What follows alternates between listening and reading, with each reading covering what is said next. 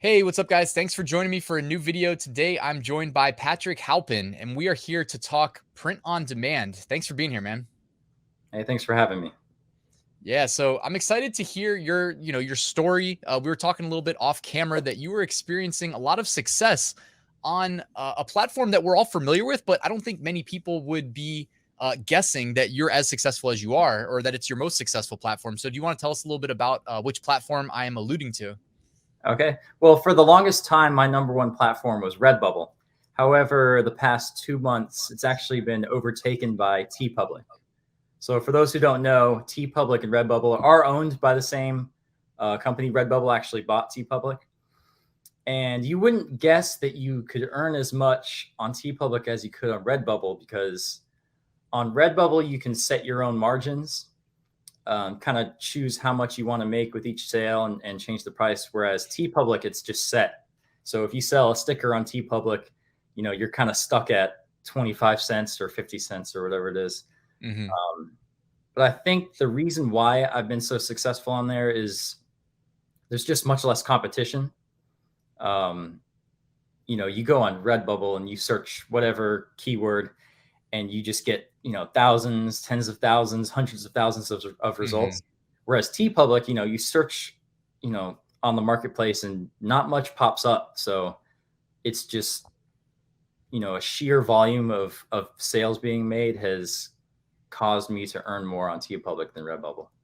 Yeah, I wish there was like a way of us actually being able to kind of quantify in a way that I feel like is reliable, like almost how many sales take place in a niche relative to the number of results, like of products in that niche, indexed on that niche. Like I definitely see what you're saying there. Tpublic's probably got a lot less options for buyers to choose from than, Redbubble, where it's just like the floodgates are constantly open and all Yeah. bets are off. I mean, with that said, Teepublic is my number one, but Redbubble is still doing really good. Um, Mm-hmm. like I said, there's lots of results in Redbubble. However, I've noticed that if you have just a certain standard of quality for your designs, it's not difficult to kind of jump up in the results. If I see a keyword that has a few thousand results, like I'll be like, you know what, I could get it on the first page, just because Redbubble's barrier to entry is so low, and there's a lot of low quality work Right. on Redbubble. So I think if Mm-hmm. you put in a little bit of effort, you can make it work even with the competition there. Yeah, you said you had a graphic design background. So do you want to just like give us any quick tips? Like, what does your process look like? Are you like, what app do you design in, and how much time do you spend on designs? What's your like go-to strategy as far as, cranking out a basic, like what you consider to be your average design, if you don't mind sharing? Yeah, so I actually have two types of designs that I do. There's the scaled designs, which is what goes up on Redbubble and Teepublic, and then I have more artistic hand-drawn designs, and then those I put on not just those two platforms, but Merch by Amazon as well and Etsy.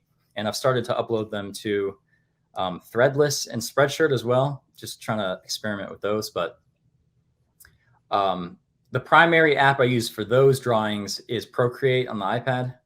Okay. I just have like a basic template or a couple of them, and then I'll do the illustration. By hand, right? Yeah. That's cool, man. Can I As ask, far as, like, is that optimized to like help you make designs that look good on like a print on demand shirt or something? Like, is that kind of translate well? I've yeah, never used it. I keep them pretty simple. So yeah, just there's a lot of brushes that come with Procreate. It's just like a basic ink brush, uh, Mm-hmm. and then you can export it from there with like the transparent background and stuff.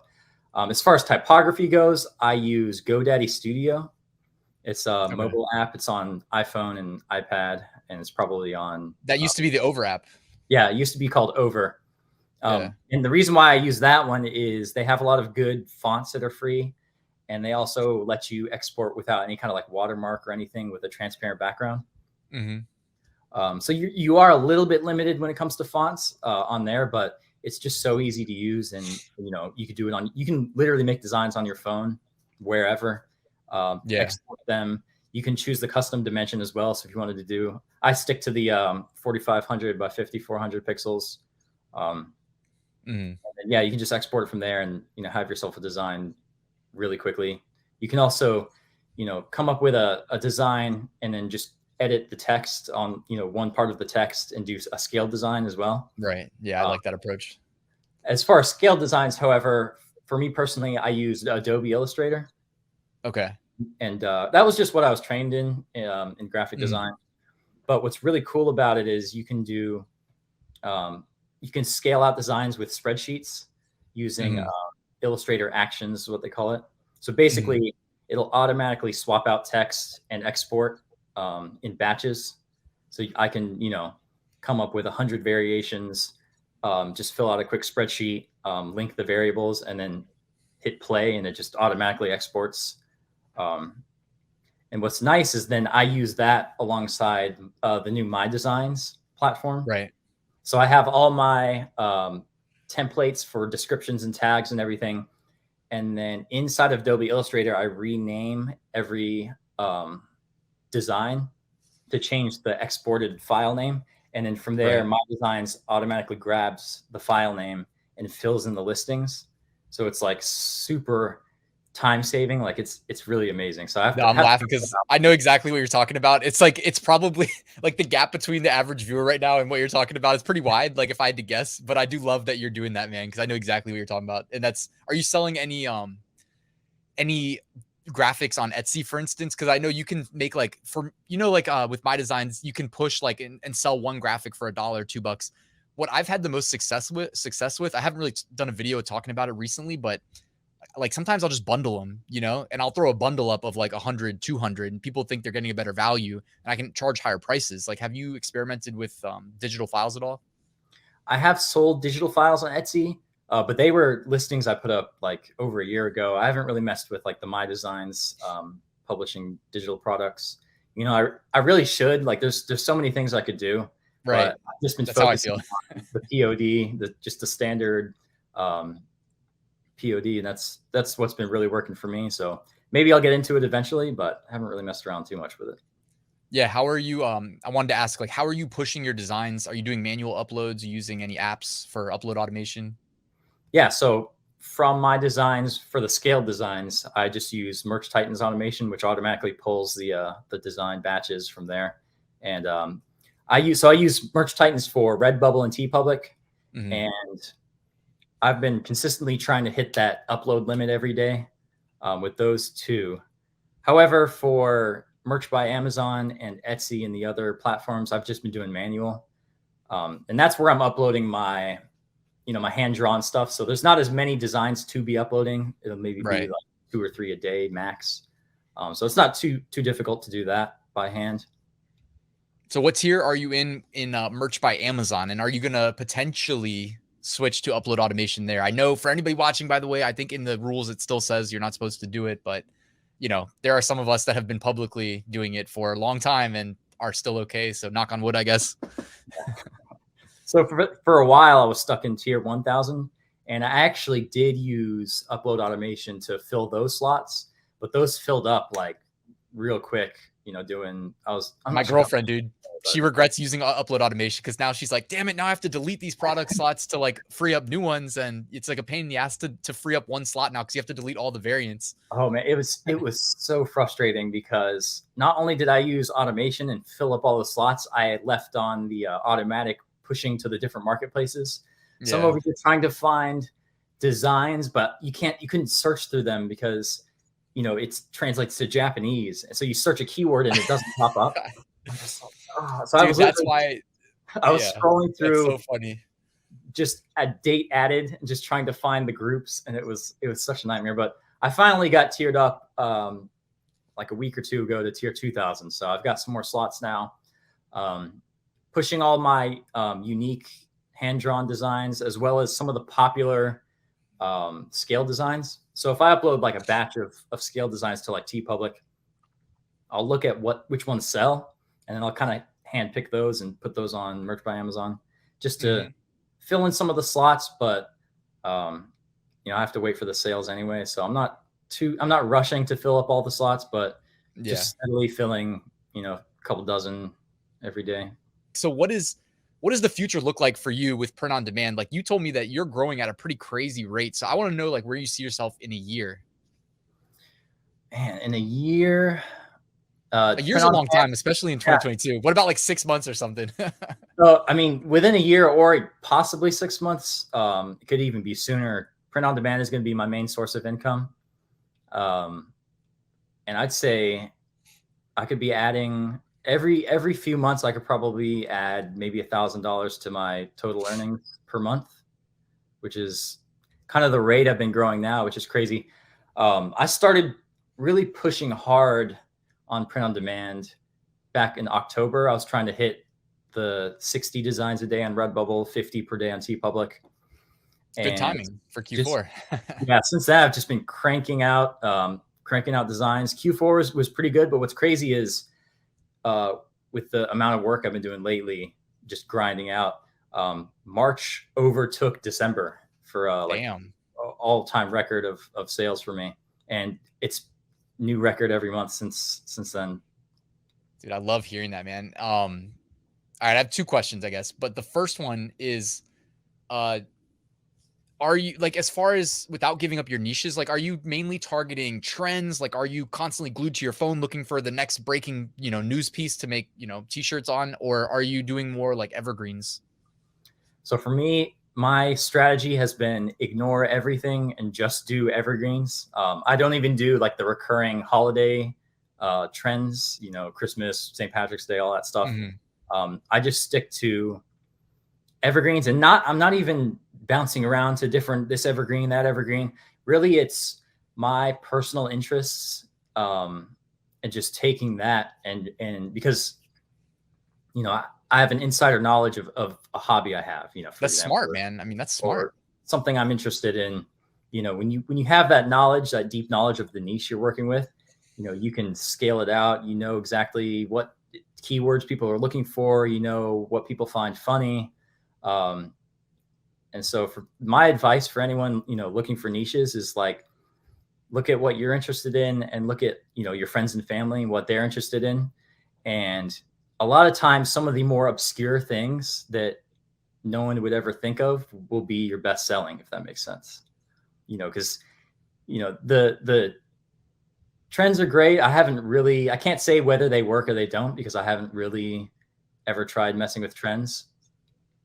But I will say, if you can find a niche that nobody's talking about, that's going to be your best bet for success. Because, if you watch a video or something on YouTube and they're like, hey, this is the best niche to get into, everybody's rushing into it. Right. Versus, you have a family member who's got this random hobby that none of the other POD sellers have even heard of, then you can just take over. So. Yeah, I mean, for perspective, there's probably like 350 to like 400 million people in the United States total. I mean, I don't know about like, official, but unofficial, probably like 400 mil. That's a lot of people. Like, there's, even if you had like just a fraction of 1% of people doing some niche hobby, you can generate probably quite a bit of sales. And if you bring expertise and knowledge to that area, you're definitely going to know kind of how to not only like what keywords to target, but also how to design it, Yeah. So I agree wholeheartedly, man. That's great insights. I did it for like fantasy football shirts. That's my thing. Yeah. I know nothing about fantasy football. And even if I tried, I probably couldn't sell a shirt. Dude, I made a shirt for myself. And then I was like I made like this super like ignorant shirt. Cause it was just like, I won, I'm the best, you suck. And it was hilarious how I made it. And then I was like, yo, I should sell this shirt. So then I just uploaded it to a bunch of platforms, but made like the year. Like, I switched the year in and out. So it's like fantasy football champion, year X, year Y, year Z. And so I kind of scaled it out too. And this was back in the day when I was like just hitting the learning curve, but that was successful. It was the first shirt of mine I ever found that I found was like being stolen on other websites. And I was like, damn, that's like kind of a badge of honor. They liked it enough to steal it. Yeah. I think that, recently a lot of online communities have been growing. The internet's growing, social media is growing. And I was talking to a coworker recently who was like, she had some hobby she was getting into, and she's like, whoa, I didn't realize how much of a thing this was. And I think that a lot of basically anything is, there's a whole community for it now. And you can just dive deep into it, become an expert in it. And then you can just sell, make a lot of sales with it. Are you doing any guerrilla marketing? Like, I was just thinking along the lines of what you're describing, and like, you can make a Facebook group, and it's kind of tough to get Facebook groups off the ground, but eventually they can take a life of their own. And yeah, like they can, and then next thing you know, you can get kind of like Facebook to organically promote your group to similar groups, because they just want to keep people engaged on the platform. So if it's like working and people are joining and engaging, they'll build your audience for you. And then if you're the, you know, admin of the group, you can start marketing your shirts. So do you do any guerrilla marketing like that?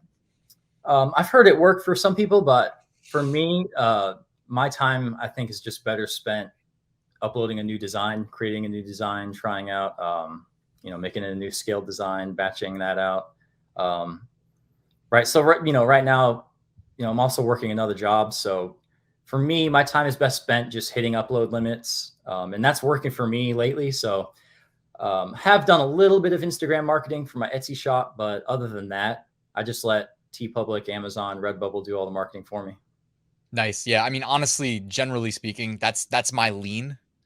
I don't ever like to tell people not to do something, you know, because I mean, for sure, I know I can be proven wrong when I say, hey, you're probably better off, you know, given that time is money. Most people have time constraints. Well, we all have time constraints, even if we don't think we do, right? You're probably better off like putting new products up that can occupy that more, I would say more online real estate, you know what I mean? Get indexed by Google. If you're on Amazon, Etsy, Teepublic, Redbubble, that get organic traffic, you're getting indexed there. You know, that's generally my lean too. I was gonna say though, like I wanted to ask you, do you have any like kind of out there insights that you would, you know, you don't have to share the heart of your success with us, obviously, but like any good insights that you would be willing to share for people that want to like replicate your success? Maybe you could scope it to like Teepublic, but you don't have to if you don't want to. Yeah. For me, the hardest thing as far as print on demand goes, it was just sitting down and like devoting the hours to do the work. Once I kind of figured that out and started putting in the time, you know, anything else you can kind of figure out, you know, you experiment, but just, I think the biggest thing for success for me was putting in the time, staying consistent. If I had to give you like a specific thing, hit the Redbubble limit every day or hit the Teepublic limit every day. Challenge yourself to get to that point. And, you know, when I first started, of course, like 60 designs, like that was, at one point I was, took me years to get to like 50 designs of Redbubble because I just didn't know the platform, didn't know that it worked. You know, didn't realize the potential of it. And then eventually I got to the point where I was uploading that like every day. Right. So it takes time.